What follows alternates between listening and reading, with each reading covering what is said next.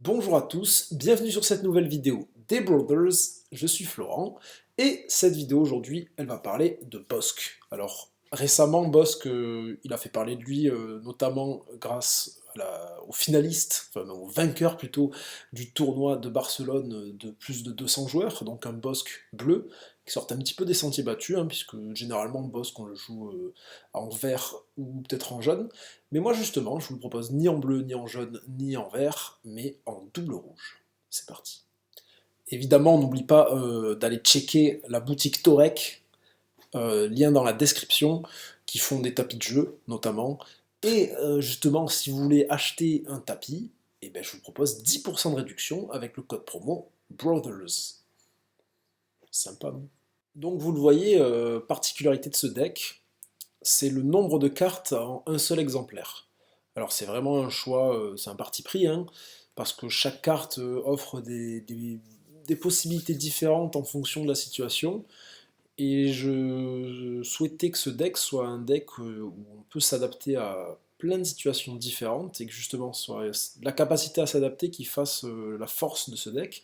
C'est pour ça qu'à force de le jouer plein de fois, ben, on en tire vraiment parti de cette force, ce que je définis comme une force, parce qu'il y a plein de gens des fois qui me font la remarque, oui c'est bizarre que tu mettes pas tout en x3, non, c'est ma manière de faire aussi, c'est pour ça que je présente des decks build d'une certaine manière. Alors je vais pas m'attarder à justifier le choix de chaque carte présente dans ce deck, et, expliquer l'effet de chaque carte, à quel moment je jouerai, donc je le fais pas. Je vous laisse la decklist telle quelle, vous prenez le temps de décortiquer chaque information, mais en revanche, il y a vraiment des cartes clés qui ont vraiment une importance capitale dans ce deck, que je vais présenter, et présenter d'une manière un peu différente d'habitude, étant donné que je vais mettre des petits extraits de gameplay qui proviennent de Karabast, puisque je me suis mis à Karabast récemment, et donc voilà, pour illustrer chacun de mes propos, bah, différentes situations. Du coup, on va commencer avec l'analyse de Bossk en tant que leader. Donc, tant qu'il n'est pas déployé, toute la mécanique de Bossk, ça va consister à avoir quand même quelques primes que je vais présenter juste après. Quelques primes dans le deck. Nous, dans le deck, elles sont au nombre de 5, donc c'est pas très consistant par rapport au deck vert où il y en a plus généralement. Mais du coup, si une unité adverse a une prime, on peut infliger un dégât à une unité qui a une prime en inclinant sans payer de coût en ressources.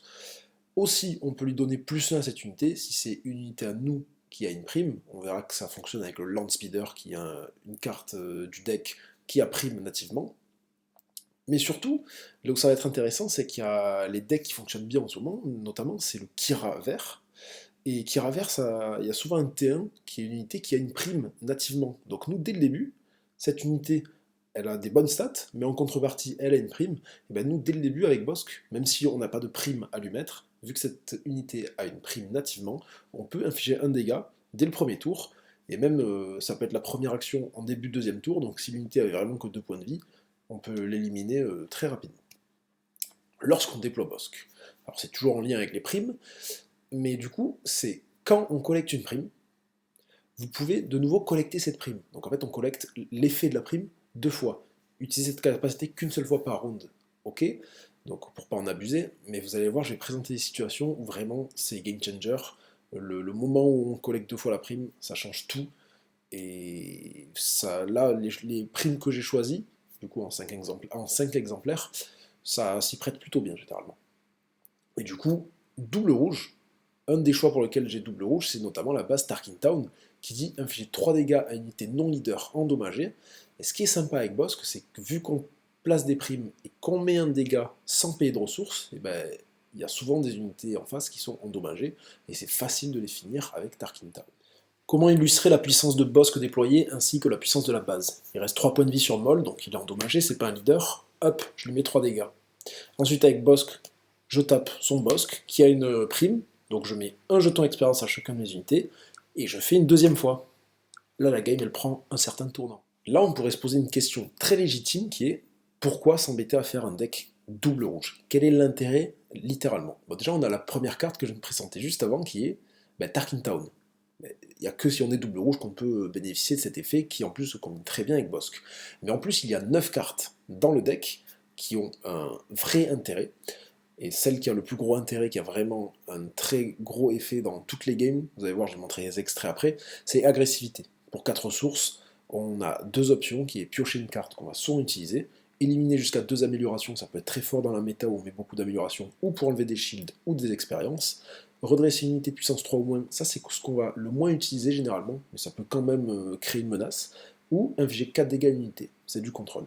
Et on verra qu'on a leur encore sauvage, qui est très puissant, en un exemplaire, Bo-Katan Kryze, si ça s'y prête, un très bon T1, ou pour compléter plus tard dans la game pour seulement 2 ressources, un Saw Gerrera qui lui aussi peut counter des decks contrôle, un Nantic de dessus pour une ressource, ça peut faire la diff, de la même manière l'insurgé partisan pour 2 ressources, ça peut faire la diff, et un cri de ralliement qui, si la situation s'y prête, peut faire basculer une game et gagner en une manche.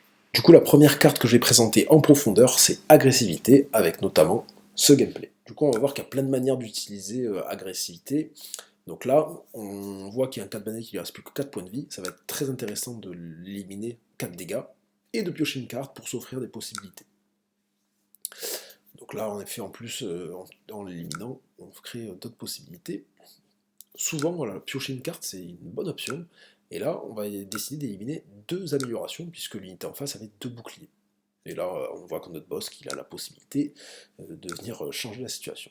Là, en l'occurrence, une unité qui a 2 grosses améliorations, et bien on les élimine, et on inflige des dégâts. Là, pareil, 2 améliorations, c'est-à-dire l'armure mandalorienne, qu'on élimine, et le bouclier, et ensuite, on inflige les dégâts. C'est super efficace, franchement. Et contre les Kira. Kira, vous attendez qu'elle sorte, vous savez qu'elle a 4 points de vie, vous infligez des dégâts, et souvent, s'il n'y a pas plus, piocher une carte, c'est très puissant. Là, dans une situation comme celle-ci, bon, le Chewbacca, on ne l'élimine pas avec les dégâts, mais ça fait quand même la différence. Les Sabine Wren qui se jouent rebelles, souvent elles piochent 2 expériences en plus, vous les enlevez, 4 dégâts, il ne reste plus qu'un point de vie, c'est très facilement éliminable. Voilà, après avoir présenté ce qui était pour moi la pièce maîtresse de ce deck, vraiment agressivité, vous l'avez en main, il n'y a pas de mulligan possible. Moi j'exagère à part certaines situations, mais vraiment c'est une carte qu'on garde tout le temps. Il y a vraiment très peu de situations où il y a une raison de la mettre en tant que ressource, même si ça arrive. Donc maintenant je vais présenter les 3 cartes primes. Donc au total c'est 5 exemplaires, puisque cible de la guilde, infliger 2 dégâts à une base comme prime, ou si l'unité est attachée et unique, infliger 3 dégâts à la place. Là où elle est intéressante, cette prime, c'est pour le coup de 0 en ressources, parce que ça va débloquer plein de situations, notamment avec Dengar qu'on va présenter juste après ça. Et sinon, on a Belle Récompense. Alors Belle Récompense, je la mets qu'en un seul exemplaire, mais vraiment, je suis à ça de la mettre en 2. Il y a moyen que je change la version et que je le mette en 2 exemplaires, au détriment de quelle autre carte, je sais pas encore, c'est ça le problème. Mais vraiment, ça mérite d'avoir un 2e exemplaire de cette carte, parce que c'est très fort, notamment avec Bossk, quand il est déployé et qu'on collecte une seconde fois la prime. Donner 2 jetons expérience à 2 unités, c'est vraiment très très puissant, ça change tout. Et marqué à mort, pareil, là où ça va être très puissant, c'est combiné avec l'effet de Bossk, où au lieu de piocher 2 cartes, vu qu'on collecte une 2e fois la prime, on pioche 4 cartes, et là c'est vraiment très fort. Après, la prime en elle-même, pour 2 ressources, piocher 2 cartes, c'est sympa, mais il faut que ce soit combiné avec d'autres effets. Alors Dengar, plusieurs points importants. Déjà, il coûte une seule ressource, et c'est un chasseur de primes. Ça aura une importance après par rapport à d'autres unités. Son effet, quand vous jouez une amélioration sur une unité, vous pouvez lui infliger un dégât. Évidemment, les primes que vous jouez sont des améliorations, donc lorsque vous jouez une prime sur une unité adverse, vous pouvez lui infliger un dégât, c'est là tout l'intérêt. Donc dans une situation comme celle-ci, je pose la prime sur Obi-Wan, et du coup, puisque j'ai Dengar en jeu, je mets un dégât automatiquement. Maintenant, ce qui est intéressant, c'est que j'ai une unité qui, en attaque, si l'unité a une prime, je mets des dégâts en plus. Donc voilà, ça se combine avec toutes les autres unités. Et vu que Bossk est déployé, la prime, je vais la collecter, oui, 2 fois. Voilà. Et on vient de voir, j'ai dit yes, et là, je peux taper à 6. Là, dans un cas comme celui-ci, j'ai une unité avec un shield. Je pose la prime, hop, ça pète le shield. Très puissant. Dans une situation comme celle-ci, voilà, j'ai plusieurs unités en face qui sont endommagées, et là, je vais viser le Vador, et je lui mets un petit dégât, et hop, une situation comme celle-ci, un dégât sur la Sabine, et là, est-ce qu'on se trade, hop, encore un petit dégât avec le pouvoir de Bossk, ce qui veut dire que je pourrais réinfliger encore une fois un dégât. Et là ici, je mets une prime, et j'ai Django Fett qui a un effet bénéfique si l'unité adverse a une prime aussi. Le Land Speeder volé, alors comment ça fonctionne? Il coûte seulement une ressource.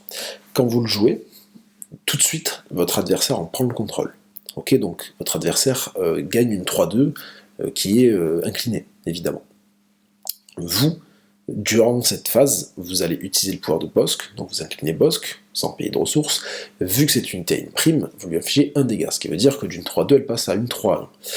Ce qui veut dire que, ou votre adversaire va prendre l'initiative avant vous, et sa première action, si c'est logique de sa part, il infligera des dégâts, tout de suite. Pourquoi? Parce que vous, votre première action, que vous ayez pris l'initiative ou pas, ça va être d'utiliser une seconde fois le pouvoir de Bossk pour éliminer l'unité, et la prime de cette unité dit que cette unité revient dans votre camp, mais cette fois-ci avec un jeton expérience. Donc d'une 3-2, ça passe à une 4-3.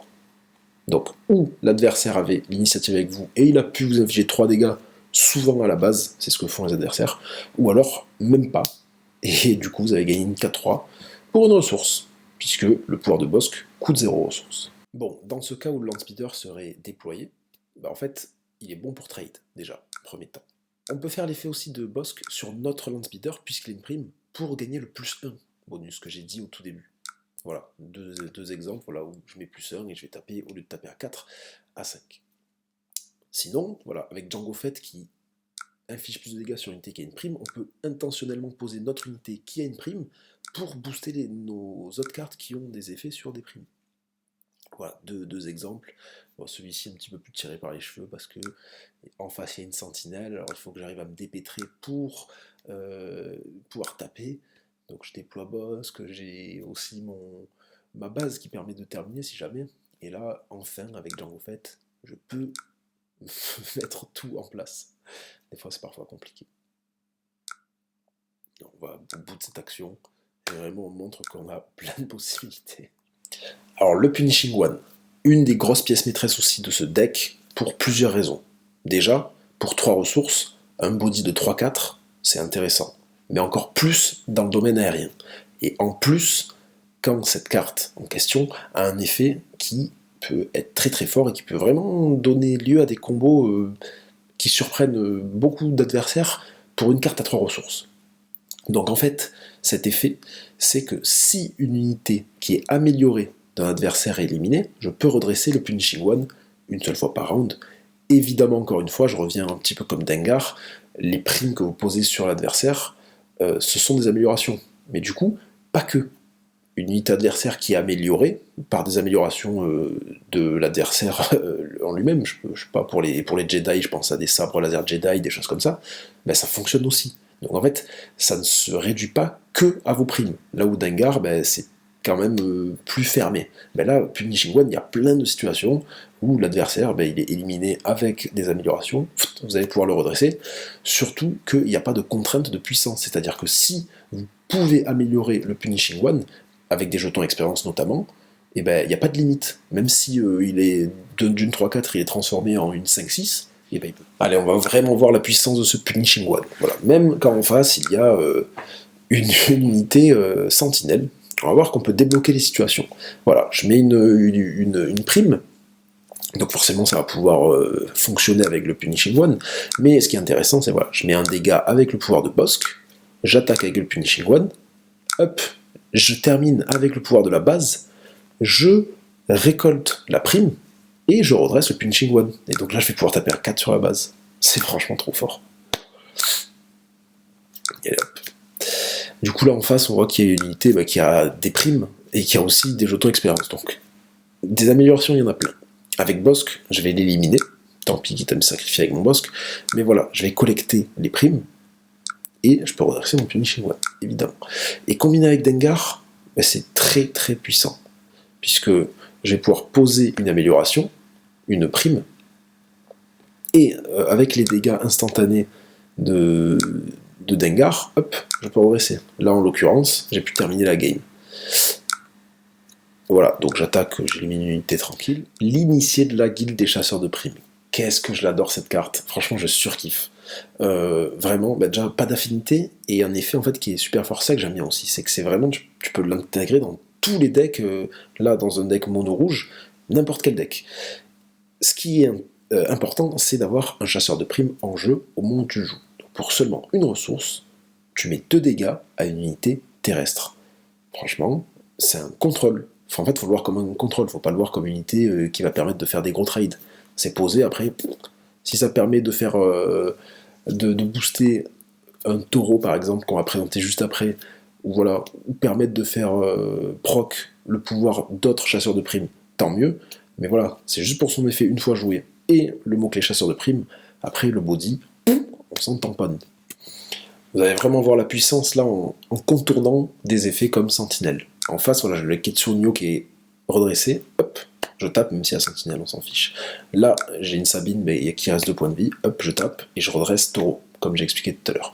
Alors là, j'ai une situation qui est très intéressante, pas que du point de vue de l'initié de la guilde des chasseurs de primes, mais de manière générale, je trouve ça très intéressant. Alors, je pose une prime pour 0, donc du coup ça fait pas proc le pouvoir du Dragon Crate, je proc le pouvoir de Bosque, je pose l'initié de la guilde des chasseurs de primes, ce qui fait que l'adversaire ne peut m'infliger qu'un dégât, et je termine un Dragon Crate, donc en fait avec qu'un seul dégât subi de la part d'initié de la guilde des chasseurs de primes, et ça c'est très important, j'ai pu counter un Dragon Crate qui coûte 9 ressources quand même, et qui est une menace à ne pas négliger.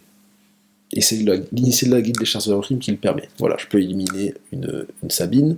Là, j'ai un pot d'Amron combiné avec la carte agressivité. Voilà, j'ai mis mes 2 dégâts, il lui reste plus que 4 points de vie. Agressivité, infliger 4 dégâts. Je parle un petit peu trop vite, évidemment, on pioche. Alors, si on s'embête à mettre bon nombre de chasseurs de primes dans ce deck, c'est pour l'initié de la guilde des chasseurs de primes, en partie, mais aussi pour Taureau. Unité très puissante. Lorsqu'on la joue, lui, il est chasseur de primes évidemment, il dit que lorsqu'on joue une autre unité chasseur de primes, on inflige un dégât à cette unité en question qu'on vient de jouer, pour que Taureau se redresse à utiliser qu'une seule fois par round. Et bien c'est très puissant, notamment si on booste en plus Taureau avec des jetons expérience, un petit peu comme le Punishing One, puisqu'il n'y a pas de condition pour qu'il se redresse de puissance. Donc même s'il a des améliorations, bah, il peut se redresser plusieurs fois, et plusieurs fois mettre des grosses tatanes. Là on voit clairement la puissance de Taureau. Donc je le pose, il arrive en jeu, là on voit que la base adverse n'a plus beaucoup de points de vie. Hop, c'est au tour de l'adversaire. Je pose un autre chasseur de primes. Je vais mettre un dégât à ce chasseur de primes pour redresser Taureau. Hop, directement, je mets la pression sur la base. Là ça aurait été une erreur de taper les unités. Là, la base plus que 5 points de vie, je viens de mettre une pression absolue en fin de game. Alors Jango Fett, je pense que le premier effet à présenter et le premier à avoir en tête, qui est très important, c'est lorsqu'il attaque et qu'il élimine une unité, on peut piocher une carte. Et c'est vraiment ça qu'il faut penser en premier temps, parce que ça a une grande importance. Notamment lorsqu'on joue le Landspeeder, qui en plus a une prime, ça me permet de faire la transition avec le deuxième effet de Jango Fett, mais lorsqu'on joue notre Landspeeder et qu'on vient l'éliminer avec Jango Fett, en plus de ça on pioche une carte. Mais du coup, qu'est-ce qu'il nous dit d'autre, Jango Fett? Si on attaque une unité qui a une prime, on attaque à plus 3 en attaque, et on a débordement. Et vous allez voir dans l'extrait qui va suivre que ça peut permettre de gagner une game. Donc là, hop, début de la nouvelle phase. Son vrai cœur, il a une prime, donc moi avec Jango Fett, je tape à plus 3, et j'ai débordement. Le Rancor Sauvage. Alors, un seul exemplaire dans le deck, c'est juste parce qu'il ne fonctionne pas avec la mécanique des primes et qu'il n'est pas chasseur de primes. Mais sinon, son effet, il est monstrueux. Franchement, plus je joue, plus je prends du plaisir. Du coup, une 6-8, un body incroyable, débordement, trop fort. Et lorsqu'on le joue, bah en fait, on met 2 dégâts à chaque autre unité terrestre, les vôtres y compris. Donc c'est vraiment... Il vient un petit peu en tant que sauveur. Si vous avez un board qui est déjà rempli, vous n'allez pas le poser pour défoncer vos propres unités. Ce serait débile. C'est plutôt en tant que sauveur quand l'adversaire a plusieurs unités et que les 2 dégâts qu'on va infliger à chaque unité peut être rentabilisé sur le fait que ce soit l'adversaire. Du coup, avec le Rancor, ce qui peut être intéressant, c'est son effet quand il est déjà déployé, puisque il a débordement. Donc là, dans cette situation-là, je vais aller gratter des petits dégâts. Je pose une prime avec le pouvoir de Bosque. Je mets un petit dégât. Et je pose une unité qui dit que voilà, s'il y a une prime, je mets 2 dégâts. Et là, je vais mettre des dégâts en débordement. Là, dans une situation comme celle-ci, je pose et je mets des dégâts directement. Et là, c'est un Snog qui va vraiment faire chier. Il n'y a pas d'autre mot. Donc je mets un dégât encore une fois de la même manière. Prime un dégât avec pouvoir de Bosque. Je mets 3 dégâts avec Tarkin Town. Il lui reste 2 points de vie. J'ai mis mon Rancor. Et là, c'est pareil avec le même deck. Vous avez vu que j'ai pu éliminer 3 unités en face avec le Rancor Sauvage, même si c'est un deck un solo, c'est pas grave, c'est le Rancor Sauvage qui est mis en avant. Alors, cri de ralliement. On va pas se voiler la face sur le fait que c'est pas la carte que vous allez jouer à chaque game. Mais, si l'occasion se présente, et de quelle occasion je parle, avoir au minimum 2 unités qui sont redressées, et être sûr que l'adversaire ou n'a plus de ressources, ou n'a plus d'unités redressées pour venir vous contrer. Donc en gros, c'est les dernières actions, je sais pas, l'adversaire par exemple, il a pris l'initiative, c'est la meilleure chose qui soit, vous avez plusieurs unités qui sont redressées, même si des unités qui tapent K1, comme par exemple l'initié de la guilde des chasseurs de primes. Ça fait l'affaire, et c'est là où en plus il va prendre de l'importance. Et bien vous jouez cri de ralliement, chacune de vos unités arrête 2, et là vous foncez sur la base, vous allez mettre des dégâts de quantité incroyable, et moi c'est arrivé plusieurs fois de me sortir d'une situation où je pensais vraiment que j'allais perdre la game, il y a un cri de ralliement qui tombe au bon moment, et j'ai gagné. Donc là le joueur adverse il pose son Luke, il me tue une unité, et moi je pose le guild target, donc ça me fait une action, pour tempo je reping avec Bosque, et là en fait j'ai l'opportunité où avec son solo il me tue pas d'unité, il me tape la base, et donc j'utilise Rallying Cry, et j'ai 3 unités qui sont prêtes à taper, et donc en fait là je suis open. Donc là, hop, je tape la base, moins 5, puisque je tape avec Red 2 en plus, moins 4, parce que j'ai Red 2 en plus. Là, il ne reste plus que 4 points de vie sur la base, autant vous dire qu'après ça, j'ai gagné. Donc voilà, si on regarde la decklist, bon, je vais pas revenir sur toutes les cartes, mais on peut voir qu'il y a quand même pas mal de cartes qui permettent de contrôle, notamment par le biais du fait de pouvoir infliger des dégâts. Alors, c'est pas directement éliminer une unité, ce qui fait qu'on est quand même confronté au problème des adversaires qui produisent beaucoup de shield, notamment Kira ou Luke. Mais après, de manière générale, ben, on inflige quand même beaucoup de dégâts, et sur un deck qui se veut aggro, et ben, si je prends l'exemple de l'initié de la guilde des chasseurs de primes, je le considère comme un contrôle. Donc même les rivaux envieux qui peuvent infliger des dégâts, donc on a beaucoup de cartes qui contrôlent par le fait d'infliger des dégâts, et dans un deck aggro, c'est, je pense, surprenant pour les adversaires, surtout sur Bosque qui est très aggro, de se dire que je gère pas mal de situations. Et ça, c'est vraiment un atout pour un double rouge. Donc voici une game contre une Sabine vert, donc avec la base ECL, donc de base à 25, ça va être explosif. Vous allez voir, c'est une game qui se joue vraiment à un tour, une action, à très peu de choses. Bon, peut-être qu'il y a des petits misplays, peut-être ça nécessite une analyse, mais en tout cas ça joue vraiment à rien. On va voir vraiment à quel point on peut concurrencer avec des decks qui se veulent très aggro pour le coup. Je pense que Sabine Verse fait partie des, des grosses pointures. Donc, premier tour, c'est vrai que Dengar est sympa à avoir en main. Surtout si, comme ici, on a une prime. Bah, du coup, c'est le cas, pour une ressource, on va jouer une prime, faire tout de suite l'effet de Dengar. L'adversaire claim, pouvoir de Bosque, et il lui reste plus qu'un seul point de vie. Voilà. Là, j'aurais la possibilité d'utiliser Tarkin Town, il n'y a aucun intérêt, étant donné qu'il lui reste plus qu'un point de vie, et lui, c'est sûr qu'il va attaquer tout de suite, et moi, je vais terminer avec l'effet de Bosque. Ça, c'est vraiment classique quand une unité a une prime et qu'il lui reste plus qu'un point de vie. Ça arrive souvent. Alors, quoi mettre en ressource? Ça, c'est souvent un dilemme aussi. Bon, du coup, je pose d'abord une unité.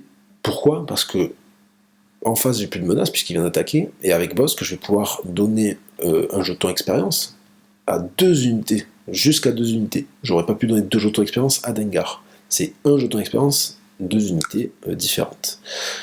J'utilise le pouvoir de Bosque, au moins mon Dengar qui est redressé pourra profiter du jeton expérience. Hop, je donne à Dengar et à mon petit vaisseau. C'est à l'adversaire, il va utiliser il claim, j'allais dire il va utiliser le pouvoir de Sabine, mais non. Et hop, j'ai tapé avec mon Dengar qui est une 3-3 maintenant. Voilà, j'ai eu ma Bo-Katan. Qu'est-ce que je mets en ressources? Ouais, je vais mettre Bravado en ressources. J'ai Dengar qui est chasseur de primes en jeu, donc j'ai mon initié de la guilde des chasseurs de primes que je vais garder vraiment au cas où il y ait une unité en face, que hop, je puisse mettre de dégâts de manière totalement gratuite. Hop, je tape avec Dengar, je temporise. Pourquoi? J'ai mon vaisseau qui peut techniquement éliminer le raid 3. Je vais le garder en tant que possibilité pour plus tard. Donc là voilà, j'ai utilisé l'initié de la guilde des chasseurs de primes. Avant de déployer Sabine, coup classique qui utilise son pouvoir. Moi je vais temporiser aussi, alors je pose ma Bo-Katan.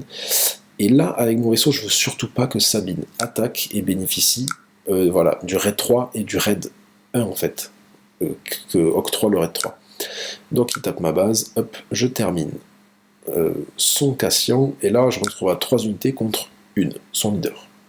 Ça va, c'est une situation plutôt, je vais pas dire confortable, mais ça va, je suis en bonne posture.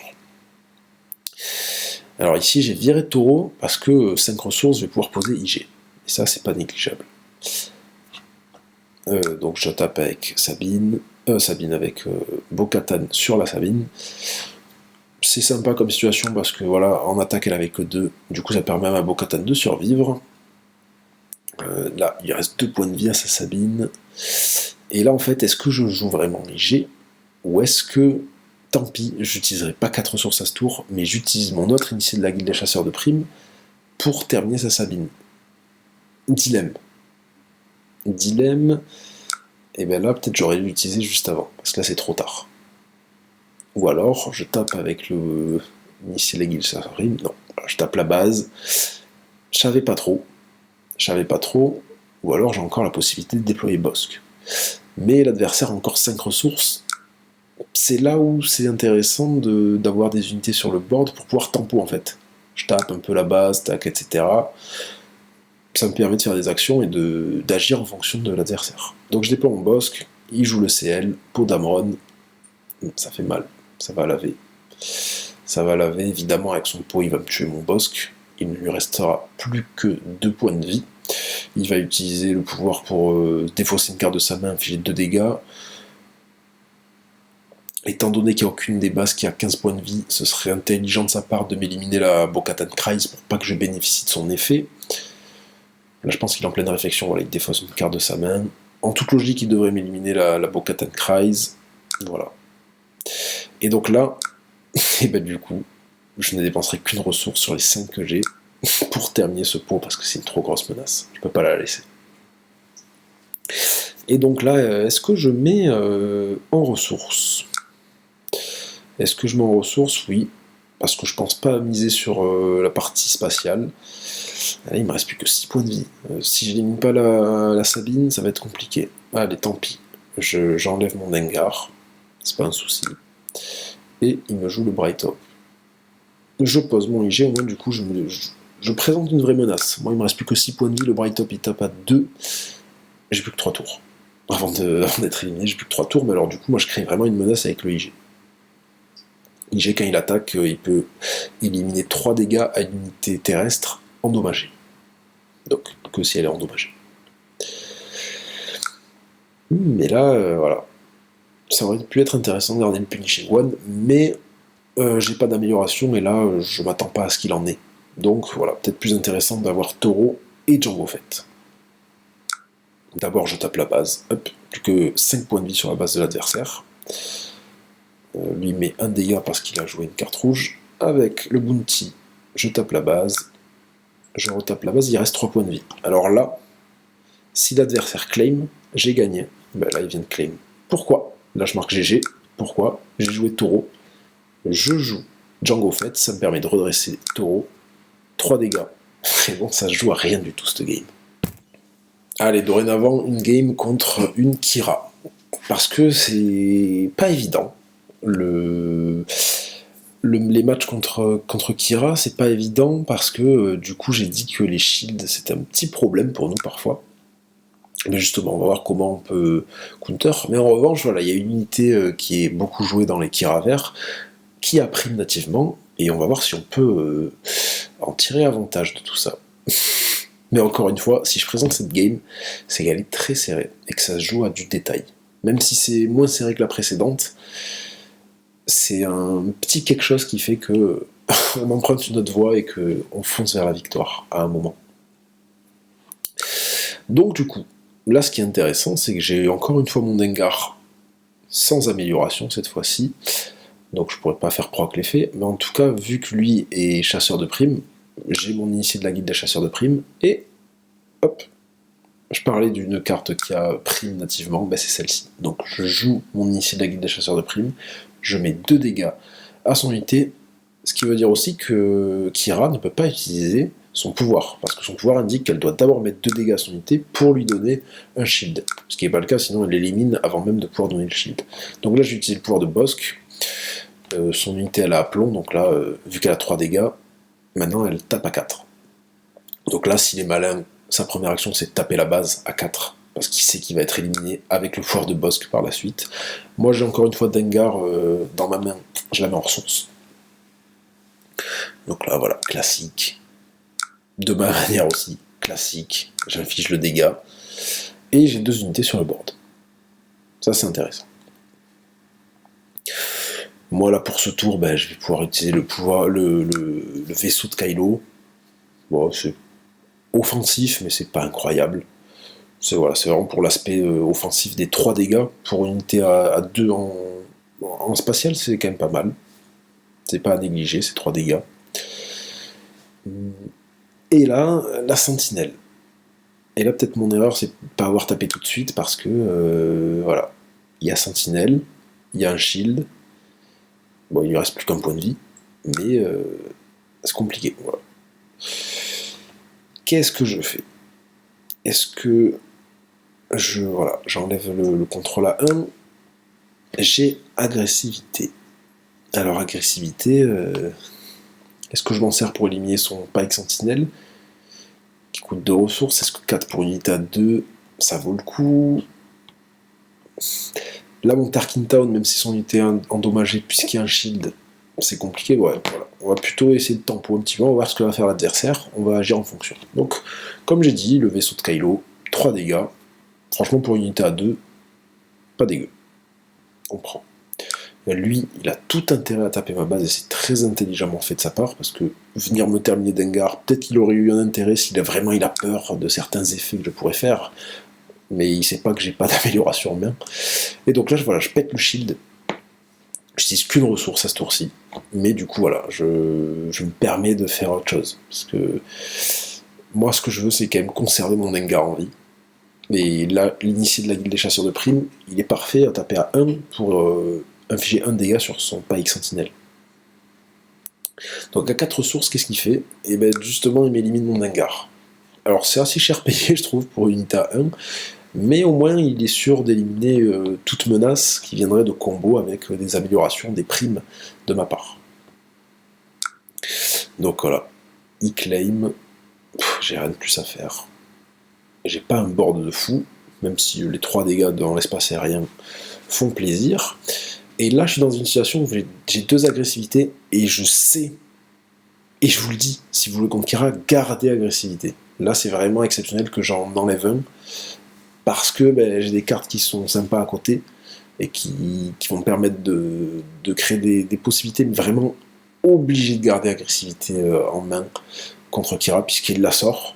Elle a 8 points de vie, mais elle s'inflige la moitié de ses points de vie en dégâts, donc d'une 0,8, ça passe à une 4-4 grâce à Aplomb, avec agressivité, vous infligez 4 dégâts, et Kira, elle retourne là où elle vient.